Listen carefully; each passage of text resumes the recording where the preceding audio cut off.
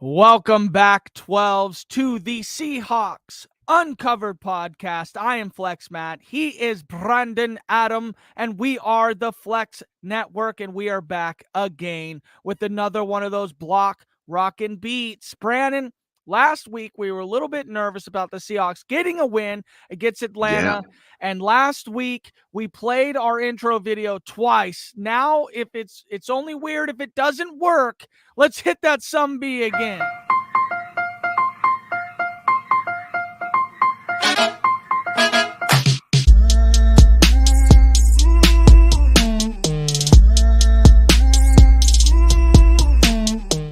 Brandon Adam, how are you doing today, brother?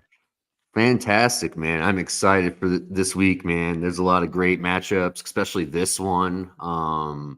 Little concerning that we don't have our monster on the outside that we're used to having in this offense. So I'm kind of curious to see how it's going to change this week. Yeah, DK Metcalf, doubtful, excuse me, doubtful today, which is, I'm completely fine with that as far as today goes. If he really needed to sit out a week, no big deal. Today's a week where, we need the win. I mean, we'd always like to have the win, but against a 5-2 Bills, where we're sitting at in the division with an injured 49ers team. Yeah, the Rams, they won this week. Great game the Rams had against the Vikings there. They showed that they can be dominant on their offense, which is really awesome.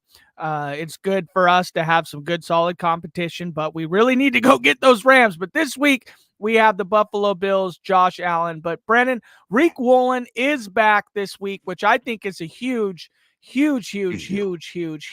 deal for us this week, because last week I was definitely nervous. I mean, our backups, I was thinking Drake London probably going to just explode against us. It absolutely didn't happen. What do you think happened last week with Drake London? I think Kirk didn't go to him. I think they didn't have I really didn't think they were going to him in key spots. And I don't know. Some weeks it's not your week. But Kirk was just a little rushed. I don't think he was allowed to have those deeper in-cut kind of routes to develop like what Drake's been doing, sitting down in zone. So I don't know. I think we just did a good job. That was great. We just honestly, it should have been a Pitts week last week. Pitts should have been the guy that went off, but he didn't do anything really. But it's all good. But Story of his life, huh? Yeah, exactly. The most freakish athlete that just can't get it done, man. Like, it's just kind of crazy. Yeah, it is pretty crazy. Riq Woolen, getting him back, that's a huge deal against this team, especially adding Amari Cooper. Last week they played the Tennessee Titans, and let's talk about the trade, Brandon. Ernest Jones getting a chance to come play for another NFC West team, formerly of the Rams, which one is great just to have a little bit of scouting on your teammates there. He played really well in the Super Bowl, made some really big plays in the Super Bowl.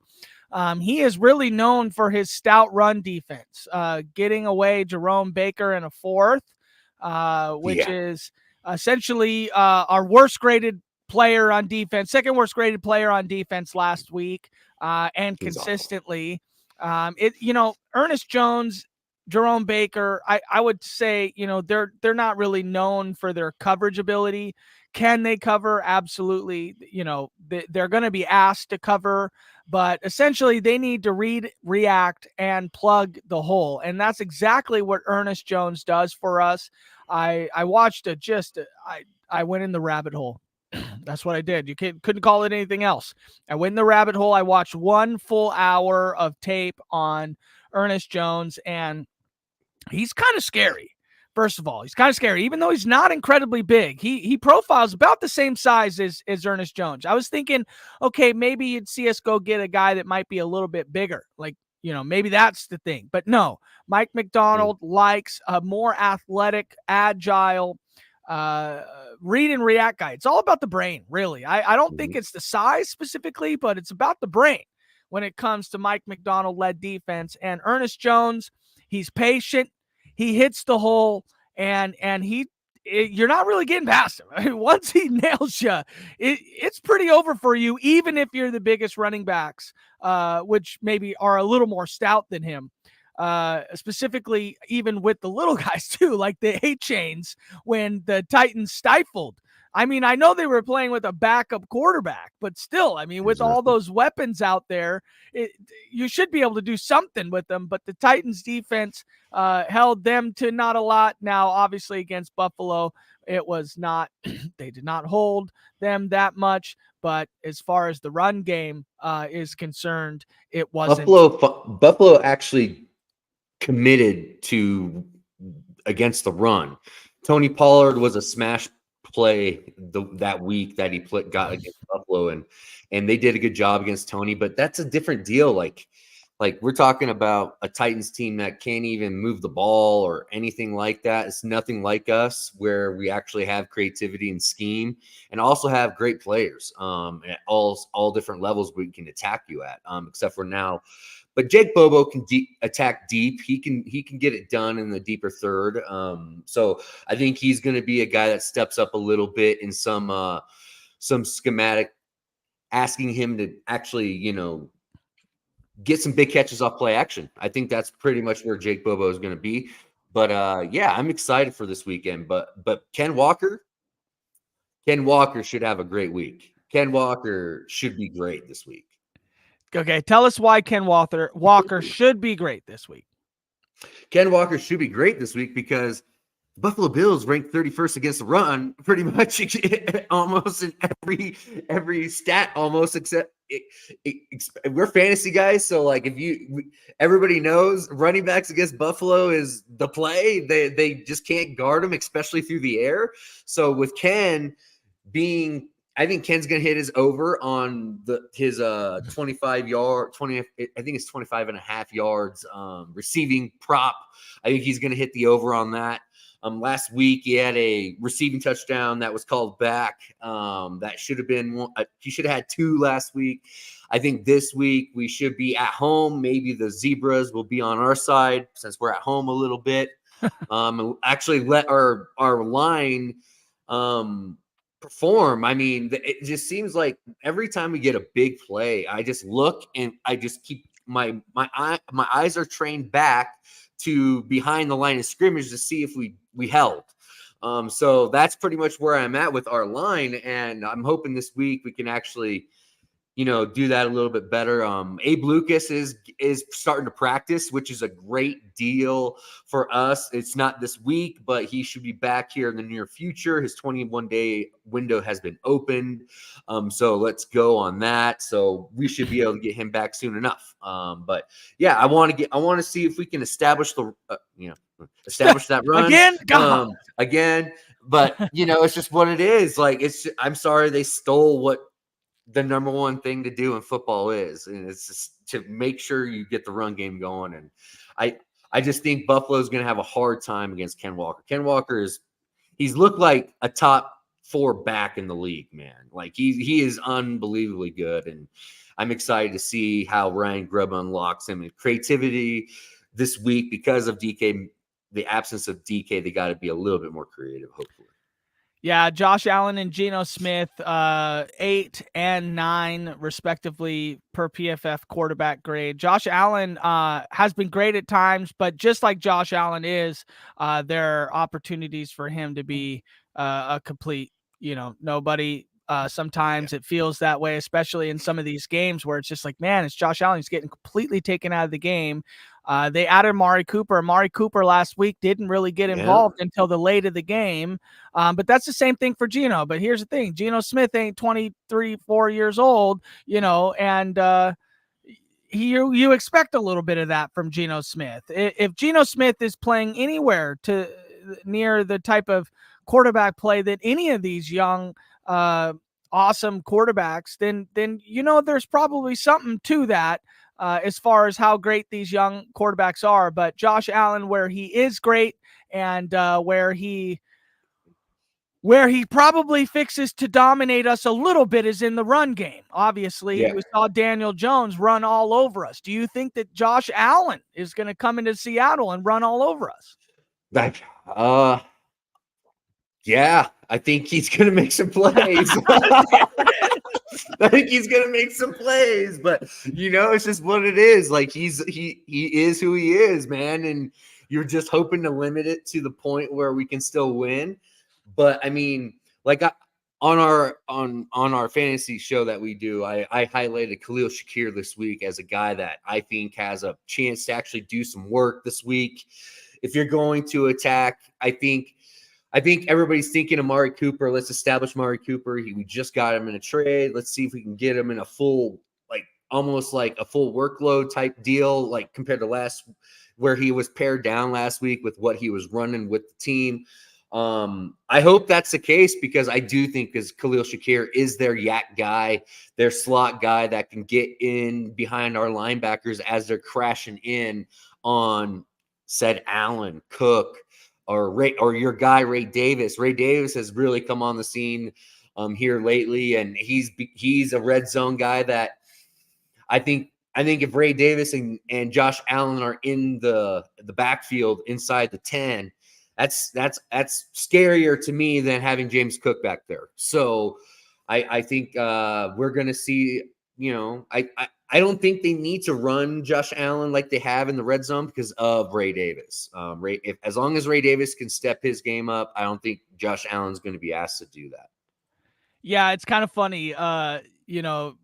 People, if you guys would like to follow us at the Flex Network One, we're doing this for the Undroppables, for Jax Falcone, for the guys, all the guys that cover various teams across the United States that aren't even from the United States. So the people that cover some teams from Canada or from out of the area, which is kind of cool. Yeah. So follow everything we got going on. But it's kind of funny that in the preseason, when we do our rookie stuff, that's kind of where you and I really start to hit a head of steam shortly after the draft and into the preseason, actually right after Super Bowl. But both of our guys, you had the Buffalo or the Miami Jalen Wright, and I had Ray Davis, and that was basically our little battle in who it was. And I didn't think it was Jalen Wright. You didn't think it was Ray Davis. And I think both of them had pretty, when they've had some opportunity, they've looked pretty good. Will they be able to ascend depth charts and do anything outside of any injuries? Well, Jalen Wright did have a big injury to Mostert, hasn't gotten the opportunity. Ray Davis did do really well when James Cook was out. I do think a two-headed monster could prove pretty tough for us, especially maybe a three-headed monster, I guess, with Josh Allen. I think that's the only way that they can beat us. I really do. I'm looking right here at the over-under. So over-under's at 45 points. Seattle's favored. It's home. It looks like a pretty square, even game. Dude, they're favored right now? Yeah, that's what it says. Wow, I got them on FanDuel as dogs. That's how big the money swing was early in the week compared to early in the week. Wow, I like that. That's awesome.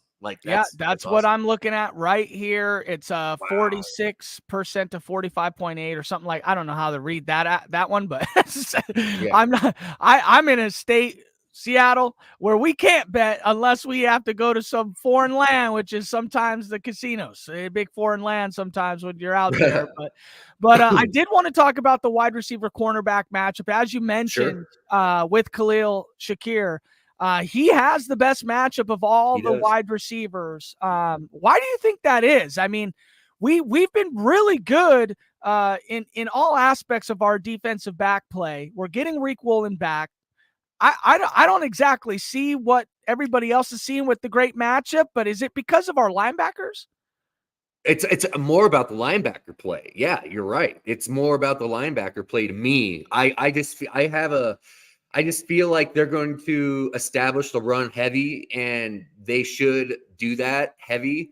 And when that happens, our linebackers are going to keep creeping, and they're going to creep.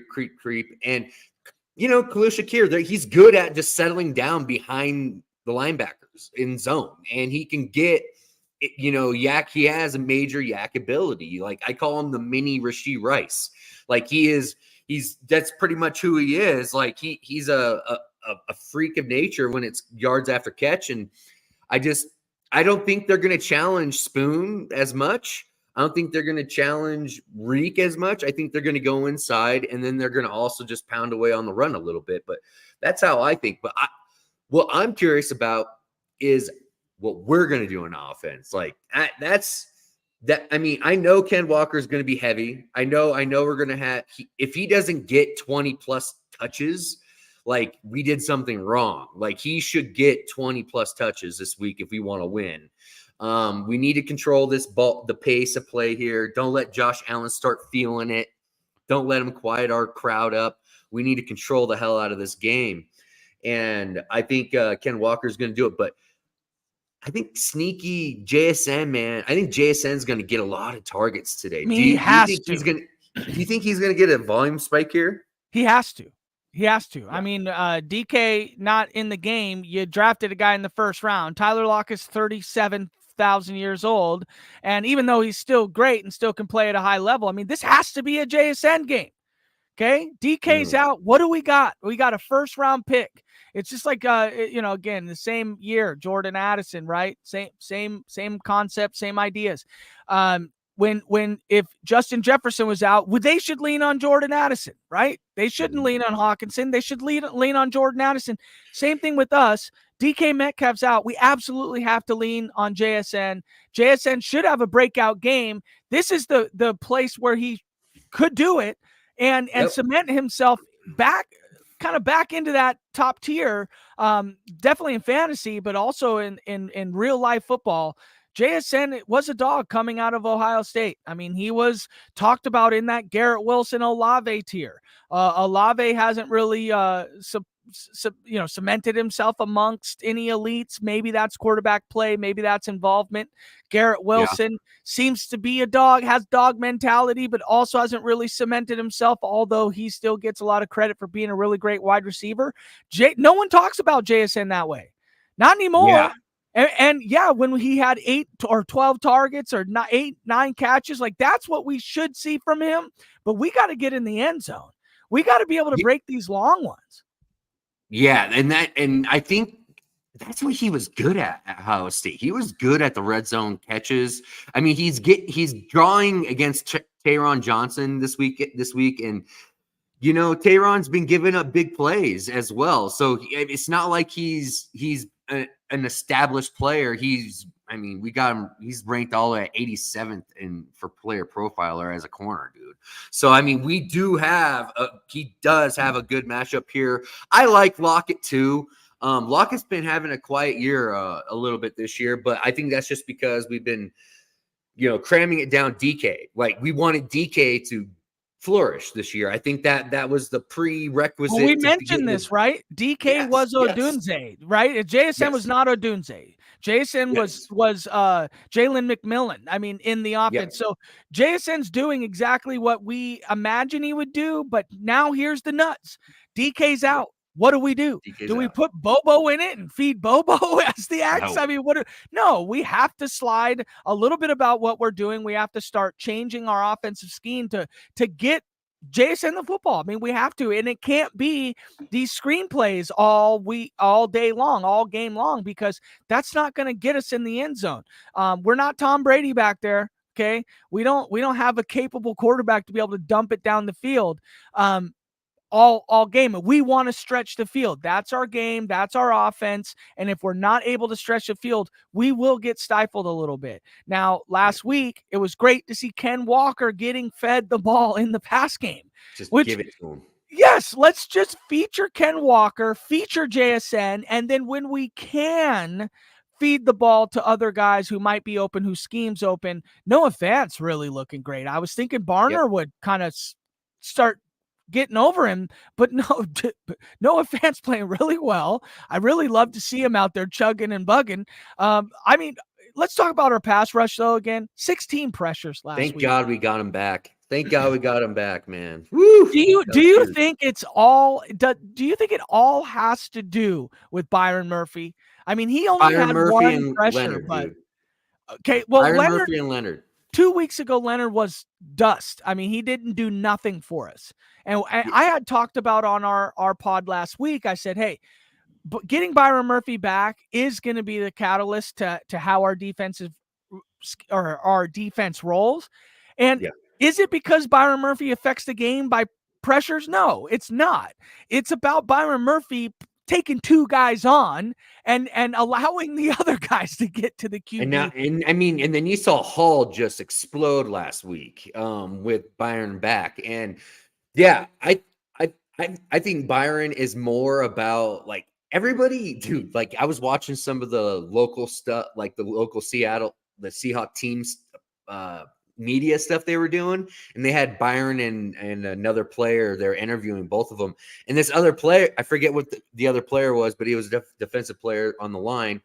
He pretty much looked at Byron. He's like, "We try not to tell you, but you are that guy. Like, you're that guy." Like, they all believe this guy is special beyond all belief. So I believe that coming out of Texas. I said it early. I thought he was going to be our Aaron Donald kind of guy. I think he is our Aaron Donald. He might not get as many sacks as Aaron Donald, but he is really impacting the game and allowing not only our other defensive line players to get free and get on one-on-ones, but he's also allowing our linebackers. That's why they got rid of Jerome Baker. It's because it's too easy when you got Byron Murphy in front of you to establish freaking reads, man. When you see the reads and you still can't fill them, you got to go. And that's why they got Ernest this week, because when Byron Murphy's in there, he simplifies everything for the linebackers as well. He clears it all up. All they got to do, because Byron takes up 2 to 3 gaps himself. Like, he literally fills 2 gaps himself. So it just makes it a lot simpler for those guys to fire off and get to the read that they need to. So I'm excited to see if Ernest gets to the hole quicker this week and reads it faster than Jerome Baker was doing last week. And that's why he pretty much got cut. I can't believe. So, okay, in 2025, he's an unrestricted free agent, Ernest Jones. So he's making $1.9 million right now. I mean, sure. I think it's an incredible trade that we were able to pull off. I saw some of these fucking donkeys. Oh, you gave away a 4th round pick? Like, who gives a shit? 4th round pick for a guy like this, who, if he comes to Seattle and plays incredibly well, and the guy who signed a deal as a rookie for basically nothing, and now, okay, is he going to get top tier linebacker money? Maybe he would have to really play well to garner top tier linebacker money. If he comes in and plays average, I mean, even above average, he ends up getting a pretty favorable contract from us. We'll probably sign him for a 3 to 4 year deal if that's the case. And I think it's, not expendable, but I mean, as far as money goes, he ain't going to be making DK Metcalf money. There's a lot of talk. There's a lot of talk about how we should be looking to trade DK Metcalf.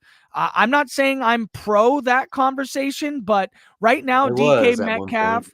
Well, right now, DK Metcalf is absolutely worth a 1st round pick. Okay. Oh, yeah. But you see Amari Cooper, Devontae Adams, DeAndre Hopkins, 2nd rounders plus. I mean, replaceable. I might have traded for Devontae Adams for DK Metcalf and a 1st. I mean, I get a 1st back and Devontae Adams that to replace DK. Maybe I absorb some of that contract, but still, I mean, there's ways. Go ahead. If we ever moved on from him, it's going to be that Stephon Diggs deal. It's going to be a 1st and 3rd. That's what it's going to be. That's the kind of guy he is. For a number 1 wide receiver this year, it's proved it. We're finally getting what we wanted as fans. Like this offense should be based around DK. And I just don't think that was ever the case when we had Pete. He was more about just like passing to the open man no matter what. And now it's more of an emphasis of DK has to be involved because. And you saw his reaction in when he's not getting the ball early this year. He's like, no, he's like, it's my time. Like, this is it. You guys said that I'm going to get this many targets, and he demanded it. And I loved, and our offense looked good. We're able to hang with anyone because of it.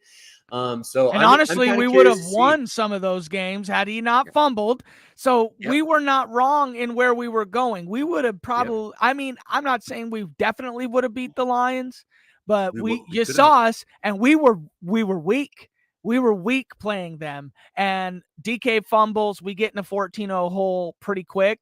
A non-needed 14-0 hole. It's tough to battle back on a team like that, but they were at near full strength. We were not even sniffing full strength against them. Not even sniffing. And now that I see that the Seahawks have popped up as a on the odds makers for a Super Bowl bid for us this year. I mean, I think Vegas is looking at us a little different than the national media is looking at us, and we should be looked at. And this week, Brandon, is the week for us to go out there and make a little noise. Make a little noise, Brandon. What will be, to end our podcast here, what's a score prediction for you here? 45 over under, so that equals about 22 and a half points. That's going over. Yeah, I think the let me see here. Where is the money line? Keep going. I'll find the. I think it's going over for sure. I think it's going to loosen up a little bit in the second half because of Josh Allen. It's going to put some real pressure on us, and then they're going to make some chunk plays. I get that. That's going to happen. But just expect it, boys. Just expect it. He's going to make plays. Don't freak out. Like, it's just what it is. That, like, you got to just limit those big plays. And let's try, and if we can lead into the fourth, and we can use Ken to hammer that fourth quarter down out to nothing, I think we can hit, and I think it's going to end up being more like 31-28 Seattle. 31. Geez. You keep, I mean, but we have the propensity to score points. Without DK, we can score. I know we can. 74% are on the over. So yeah, we're definitely on the over. I'm gonna look at some of these. I'm gonna look at some of these props here. Dude, if we had DK Metcalf, we would blow them out at home. I think so, and that's a funny take because I do think so. It looks like over 35.5 pass attempts for Geno Smith. Looks to be a line over 5.5 receptions, over 50.5 yards for JSN. Ken Walker, people have the under 3.5 receptions. Morons. And that just tells you exactly what up. Under on 25.5 receiving yards and under 94 rushing yards. So, but 94 yards speaks to where the prop. That's a pretty big prop right there. And then looks like Sharp. Charbonnet. Okay. Tyler Lockett, 59.5 receiving yards. Over. Geno, 244.5 for total pass yards. 234.5 for Josh Allen. And then Amari Cooper, 54.5. I mean, this is a pretty even game. Here is how it's shaping up to be. I'm probably going to go 24-21. A last minute. How many sacks? Goal. How many sacks do we get? We only got 3 last week and 16 pressures. I'll probably go 2. I mean, just to be safe. I'm the wet safe blanket over here. But there's it goes for us. Everybody, appreciate you guys for tuning in on our Seahawks Uncovered. We have adopted a game day schedule, Sunday mornings for most of our podcasts covering the Seahawks. If you want to follow us at the Flex Network 1, you guys are here at the Undroppables Podcast Network. Follow the Undroppables at the Undroppables. Brandon, Adam, final words. Let's go, Seattle, man. This is it. This is our season. Like, I really feel like if we get this win, this is a type of win at home that propels us into a defining season. So let's get it. Ride Ken Walker. I think he gets 2 touchdowns and he hits the over on his receptions. Easy. And the yards. For Brandon Adam, for FlexMatt, we are the Flex Network, and we will see you next time.